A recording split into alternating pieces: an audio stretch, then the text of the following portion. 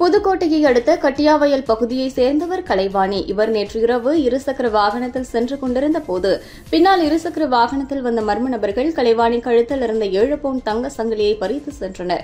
அதேபோல் மேலமுத்து உடையான்பட்டியைச் சேர்ந்த கவிதா தனது கணவருடன் கருவேப்பிலான் கேட் பகுதியில் இருசக்கர வாகனத்தில் சென்று கொண்டிருந்த போது அவரது கழுத்தில் இருந்த 3 பவுண்ட் தங்க சங்கிலியை மர்ம நபர்கள் பறித்து சென்றனர்.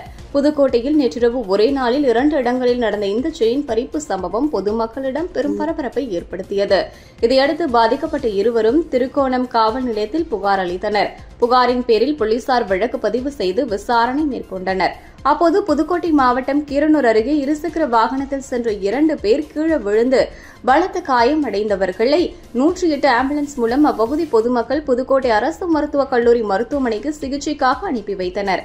இந்நிலையில் புதுக்கோட்டையில் நேற்று இரவு இருசக்கர வாகனங்களில் 2 இடங்களில் நடந்த செயின் பறிப்பு சம்பவத்தில் மர்ம நபர்கள் தொடர்புடையது தெரியவந்ததைத் தொடர்ந்து திருக்கோணம் போலீசார் புதுக்கோட்டை அரசு மருத்துவக் கல்லூரி மருத்துவமனைக்கு சென்று இருசக்கர வாகனத்திலிருந்து கீழே விழுந்து சிகிச்சை பெற்று வந்தவர்களிடம் விசாரணை மேற்கொண்டனர்.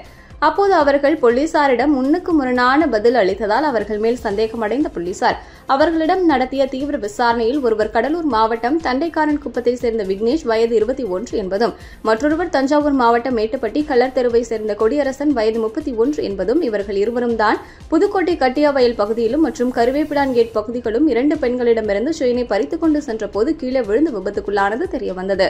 இதையடுத்து திருக்கோகர்ணம் போலீசார் வழக்கு பதிவு செய்து இருவரையும் கைது செய்து அவர்களிடமிருந்து தங்க நகைகளை மீட்டு தொடர்ந்து விசாரணை மேற்கொண்டு வருகின்றனர்.